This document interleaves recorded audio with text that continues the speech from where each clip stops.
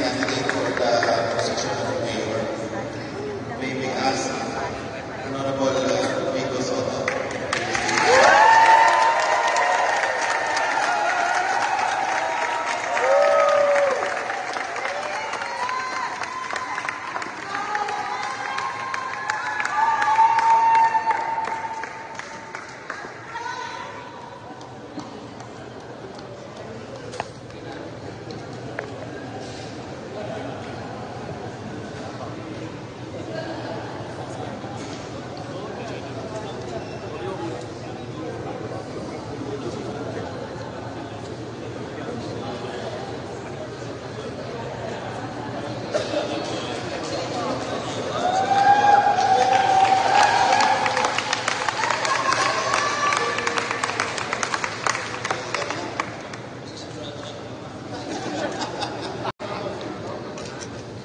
Let us start.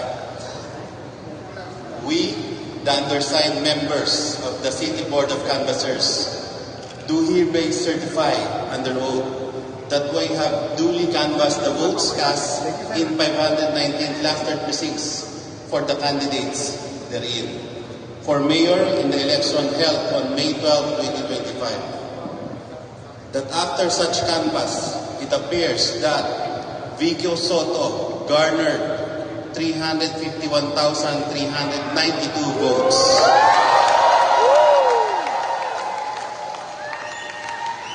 For the office of mayor, the same being the highest number of votes legally cast for the said office.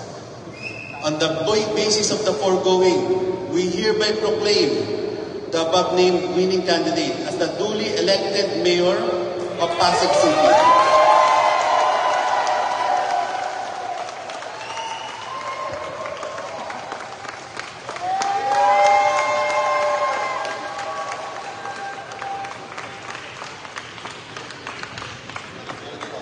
Certificate of canvass, votes, and proclamation of winning candidate for member of the House of Representatives.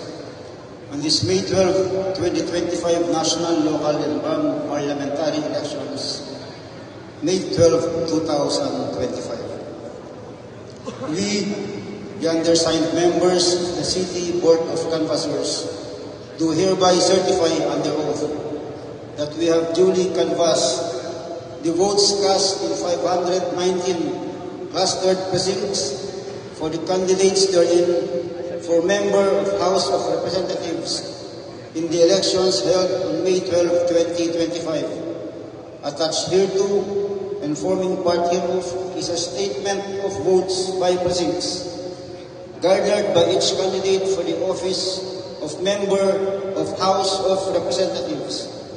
That after such canvass, it appears that Roman Romulo garnered 348,939 votes for the office of member House of Representatives, the same being the highest number of votes legally cast for said office. Congratulations.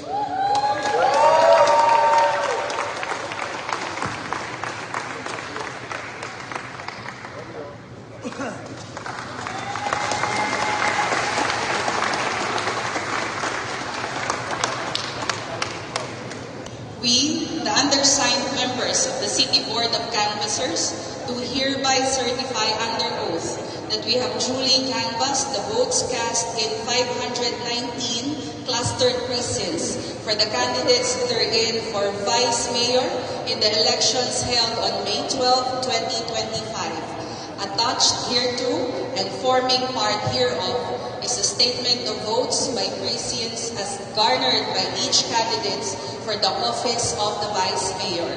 That after such canvass, it appears that Dodo Jaworski garnered 290,237 votes for the office of the Vice Mayor, the same being the highest number of votes legally cast for said office. On the basis of the foregoing, we hereby proclaim the above-named winning candidate as the duly elected Vice Mayor of the City of Pasig.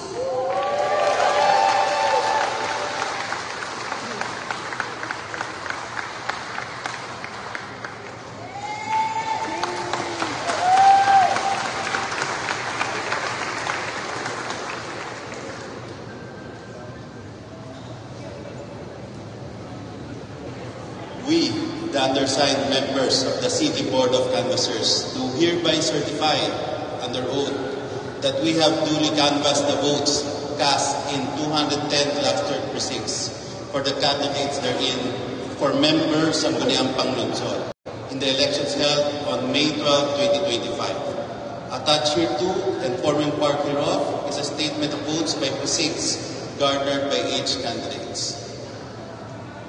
Simon Romulo Tantoco.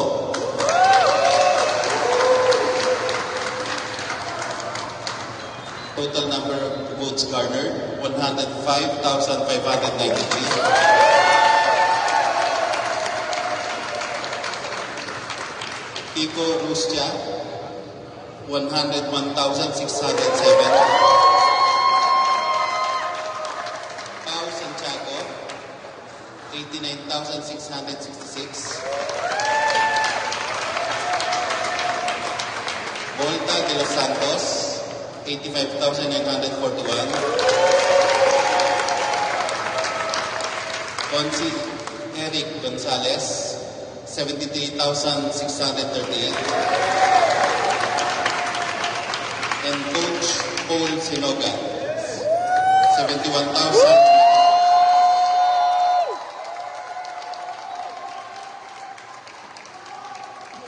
On the basis of the foregoing, we hereby proclaim the above-named winning candidates as the duly elected member, Sangguniang Panlungsod of the City of Pasig.